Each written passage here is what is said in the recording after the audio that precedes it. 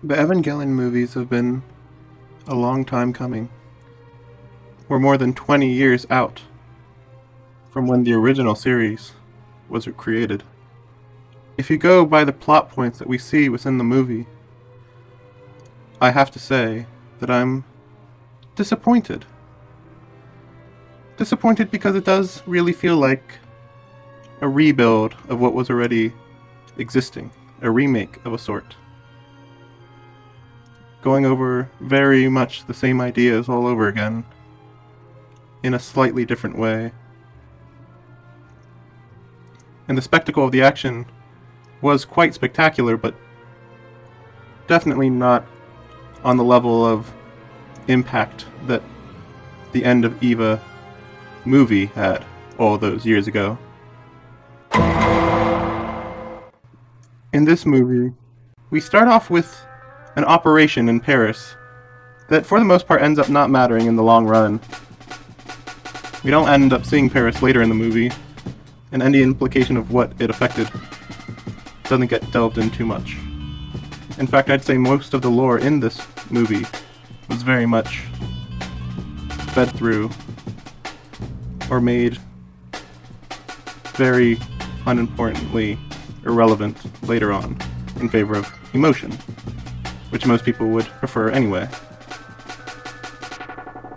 However, after this big Paris assault that means very much nothing, we are then treated with almost an hour of Shinji being depressed at the loss of his best friend all over again, from our perspective, of course. Very much a retread of when Kaoru had died in the original series. And of course, the third movie was such a disappointment to so many fans that starting the movie off by addressing these personal issues is actually what most people would prefer, but it's also connected to events that a lot of people were sore about. And as you see Shinji get over the loss of Kaoru, unlike when he had to speed through this event in the original series, he actually goes through all of the grieving process. He's actually allowed to grieve. And while he grieves, Rei becomes a new person again. Briefly, of course. And meanwhile, Asuka stays the same bitter, annoying character I've always seen her be. And we get hints about how other characters from the original series and the first movie, from when they were in high school, when they all were best friends, we see hints of these people return. We see all the best friends having actually grown up, and therefore this curse of the Evas being confirmed to be connected to happening to people when they are in close proximity with Evas, and not to everybody in the entire world. Shinji's old friends have actually properly grown up, and some who had died are still alive, and some who have died, like Kaji, good old Kaji, died again as a sacrifice, which I'm fine with, because Kaji's the best. And we see all of what Shinji would want to fight for, unlike in the original series, where he ended up fighting almost, apparently, for nothing, since everybody had already became orange goop on the floor.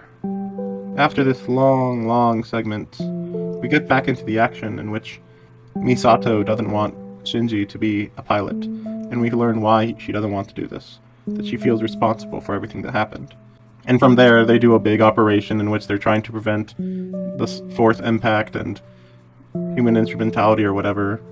And so Mary and Asuka go and do a big battle sequence that ends up not meaning anything because the main character is not in there, so then they both almost die, and then technically Asuka kind of dies, I guess, and then they make Shinji the main character again, and he gets in a robot, and they do a big fight thing. Yay! I guess. I mean, it's very similar to End of Evangelion, but whatever. So then we encounter this interesting face-off between Shinji and his father. something that was very much avoided in the original series. And they even go so far as to make it into a fight for a little bit, but then the reveal that fighting's not going to do anything. So they actually talk about Shinji's father and his life and his mother's life and how everything began, and in a very clear and fairly concise backstory segment. All the while, everybody else realizes that they're going to have to help Shinji by creating another spear, because there's a whole spear story thing or whatever. So anyway, at the end of the day, they end up having to give the spear to Shinji, and Shinji wins because he's got a spear. Or whatever. But the more interesting part is everything that Gendo ends up talking about, and how supposedly Gendo and Shinji are very much the same type of people. Which they don't actually go really far in depth about explaining why, other than to say that Gendo also had a fairly uncaring parent or two, and so he too viewed everybody else the same way that Shinji does at the beginning of the series. And it was all kind of interesting. And then we just come back to reality, and he's got a spear, and he's gonna stab himself, but then his mother protects him, and then he has his mother and father die in front of him, but he's fine with it because he accepts death now or whatever. Anyway, so then the movie's basically over, and so the world is gonna be made without Evangelions anymore, because all of Evangelions got destroyed, because that's what Shinji wanted this time, in this timeline. But I mean, technically, I suppose this is supposed to imply that all timelines got rid of Evas as well, so they don't have to worry about this problem anymore. Supposedly, I suppose. And so in this world without Evas, Asuka no longer gives a fuck about Shinji, which is fine with me, until Mary shows up, and it's her and Shinji being a couple in this real Tokyo version of Earth. And it's kind of odd, because I'm reminded that we still basically have no actual information about Mary. She's completely shrouded in mystery, other than that she's been trained to be a pilot since she was very little. And that's about it. And she's seemingly a perfect waifu, I guess, because she doesn't have any dumb personal problems.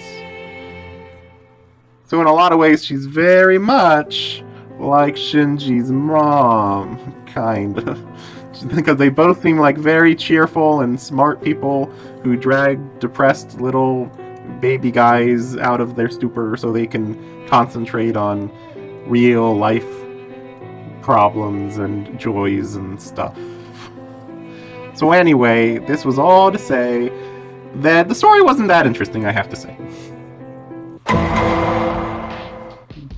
But it ended up being a very interesting thing to think about when they showed certain art styles of Gendo. A very scratchy, minimalistic animation style, art style, which I'm sure directed everybody's attention to the director of the film. A director who has put 20 years of his life into this series. 20 years into something everybody loves and connects with. And you start to think about how the director must have a very personal connection with Gendo, either through himself or his own father, and how everything throughout the series has been building up to learning about Gendo, and why Shinji was the focal point of the entire series. Hideaki Anno is a very peculiar person in the anime industry. He's somebody who, to his core, loves anime even still, and directing in general, as shown by that fight scene in which it's clearly on a soundstage. A great homage to his love for Ultraman. Hideaki Anno told everybody with this film that they need to move on, and that he needs to move on, and that everything related to Evangelion is over. He's done. He doesn't need it anymore. You don't need it anymore. It's time to get on with your life and move on.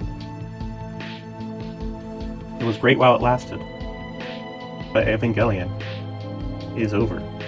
And all while this message is shown, there is one thought that is inescapable in my mind. This soundtrack is going to be really great when it gets put in the next season of Bleach. You see, Shiro Sagisu is my favorite composer of music in anime. And he made the soundtrack for Evangelion since the very beginning, but then, more importantly, he made 10 years of soundtrack for the Bleach anime, which is the greatest soundtrack that ever was made. It's so much more impactful to me with all of the themes in Evangelion when they're put into Bleach.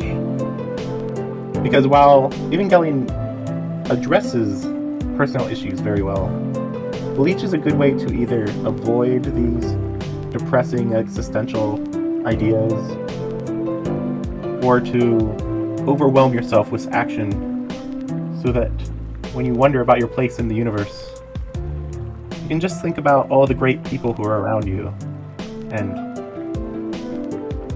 think that being part of their world is all you need in order to get by in your part of the world. Even though, of course, that's not true. Bleach is one big avoidance for existential boredom and such thoughts. But it works so well with Shiro Sagisu's music. This song, in particular, while it works very well,